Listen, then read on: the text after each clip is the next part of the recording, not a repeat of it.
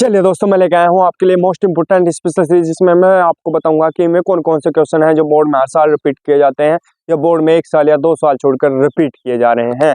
मैं लेके आया हूँ केमिस्ट्री की स्पेशल सीरीज, जिसके मैंने छोटे छोटे 14 पार्ट अपलोड कर दिए हैं। अब मैं लेके आया हूँ 15वां पार्ट, जिसमें मैं आपको बताऊंगा मैं कौन कौन से क्वेश्चन हैं जो बोर्ड में आ सकते हैं। यूपी बोर्ड 2024 के लिए मोस्ट इंपोर्टेंट जो क्वेश्चन रहने वाले हैं।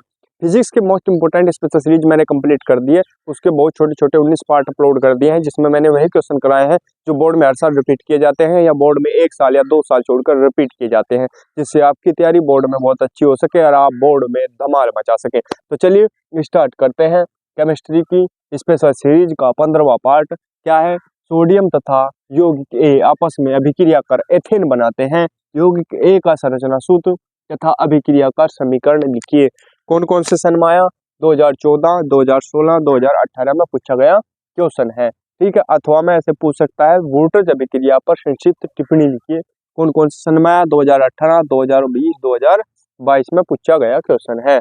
अथवा में ऐसे पूछ सकता है क्या होता है जब शुष्क इथरीय सोडियम मेथिल क्लोराइड से अभिक्रिया करता है? कब आया? 2020 में पूछा गया था। तो अथवा करके ये भी आ सकता है, ये भी आ सकता है, ये भी आ सकता है। तो लगभग हर साल क्वेश्चन आया हुआ है, मोस्ट इंपोर्टेंट है कुछ नहीं, तीनों का आंसर एक ही है। ठीक है, और क्वेश्चन अलग अलग बनाए गए हैं। ठीक है, तो लिखेंगे आंसर में क्या? एल्किल हैलाइड की क्रिया शुष्क ईथर की उपस्थिति में सोडियम धातु से करने पर एल्केन बनता है। ठीक है, एल्किल हैलाइड की क्रिया शुष्क ईथर की उपस्थिति में सोडियम धातु से करने पर एल्केन बनता है। इस क्रिया को क्या कहते हैं? वोल्टेज अभिक्रिया कहते हैं।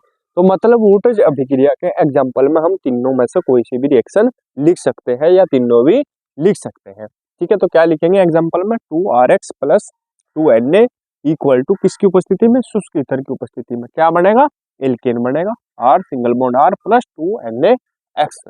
ठीक, अब देखो हमने इसने क्या कहा? सोडियम तथा यौगिक के आपस में अभिक्रिया कर एथेन बनाते हैं। तो हमें वो देखना पड़ेगा कि कौन सा ऐसा प्रोडक्ट है, कौन सी ऐसी चीज है जो जिसे हम यौगिक ए मान लें और अभिक्रिया करके उसकी सोडियम धातु से अभिक्रिया करके वो क्या बना दे? एथेन बना दे। ठीक है, तो ऐसा क्या है? CH3।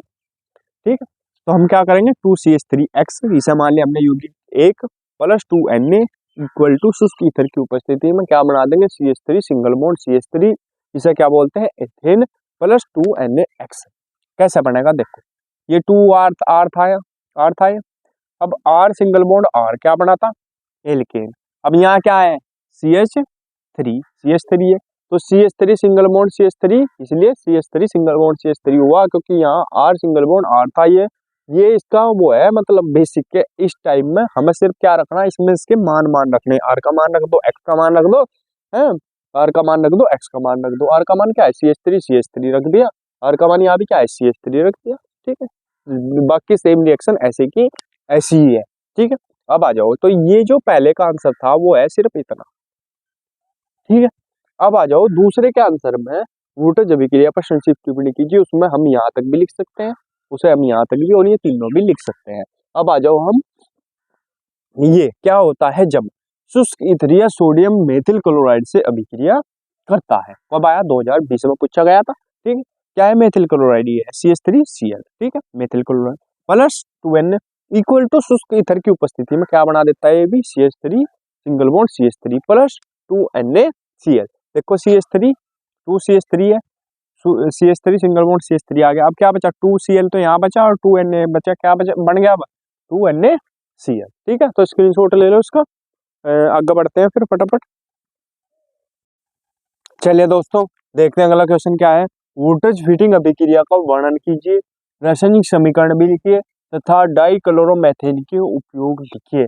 कौन कौन से सन में आया? 2020, 2022 में आया हुआ क्वेश्चन है, मोस्ट इंपोर्टेंट है। ठीक है, लिखेंगे आंसर में, वह अभिक्रिया जिसमें 1 मोल एरिल हैलाइड तथा 1 मोल एल्किल हैलाइड शुष्क ईथर की उपस्थिति में अभिक्रिया करके एल्किल एरीन बनाते हैं, वोल्टेज हीटिंग अभिक्रिया कहलाती है। ठीक है, रिएक्शन लिख देंगे C6H5Cl। ठीक है, plus 2Na plus CH3Cl methyl chloride है, किसकी उपस्थिति में? शुष्क ईथर की उपस्थिति में गर्म कर रहे हैं। ठीक है, क्या बन जाएगा टोल्यूइन, C6H3CH3 प्लस 2NaCl। ठीक, क्योंकि ये क्या करेगा, देखो एक Cl तो ये है और एक Cl ये है हमारे पास, ठीक है, और ये Na है, ये Na और ये दोनों Cl मिलकर क्या बना देंगे NaCl। अब क्या बचा यहाँ, Cl की जगह क्या आ जाएगा CH3, तो क्या बन जाएगा C6H5CH3, इसे क्या बोल लेंगे टोल्यूइन। ठीक है, अब आ जाओ डाइक्लोरोमेथेन के उपयोग भी पूछे। डाइक्लोरोमेथेन के उपयोग क्या लिखेंगे, नंबर 1 खाद्य पदार्थों एवं औषधियों के विलायक के रूप में, ठीक है। नंबर 2 धातु की सफाई एवं फिनिशिंग विलायक के रूप में, 2 उपयोग है इसके, लिख लेंगे। ठीक है, अगला क्वेश्चन देखेंगे, क्लोरोबेंजीन का हैलोजन वाहक की उपस्थिति में हैलोजनीकरण किस प्रकार होता है, संबंधित समीकरण लिखिए। देखो क्लोरोबेंजीन का मैंने हैलोजनीकरण भी करा दिया, नाइट्रीकरण भी करा दिया, सल्फोनीकरण भी करा दिया, ठीक है, लेकिन इसमें अलग से ऐसे छोटा क्वेश्चन बनाकर पूछ लेता है। अब छोटा क्वेश्चन बनाकर पूछेगा तो कंफ्यूज नहीं होना, हैलोजनीकरण है तो हैलोजनीकरण वाली रिएक्शन लिखेंगे। देखो ये क्लोरोबेंजीन, ठीक है, प्लस Cl2, जब हैलोजनीकरण होगा तो Cl2 से क्रिया होगी किसकी उपस्थिति में, FeCl3 की, ठीक है।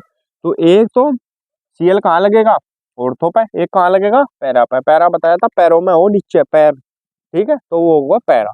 अभी क्या बन जाएगा ऑर्थो डाइक्लोरोबेंजीन और पैरा डाइक्लोरोबेंजीन, पिछले पार्ट में करवा दिया था, ठीक है, इसका स्क्रीनशॉट ले लेंगे, 1-2 टॉपिक और रहेगा फिर आगे बढ़ेंगे फटाफट। CH3 और CH3 सिंगल बॉन्ड CH3 ये क्या बना लेंगे एथेन, ये क्या कहलाओगी फ्रैंकलैंड अभिक्रिया, ठीक है, स्क्रीनशॉट ले लेंगे इसका, ठीक है। दोस्तों अगर वीडियो अच्छी लगी हो तो प्लीज वीडियो को लाइक कीजिए, कमेंट कीजिए और हमारे चैनल को सब्सक्राइब कीजिए। मिलते हैं अगले वीडियो में, तब तक के लिए धन्यवाद।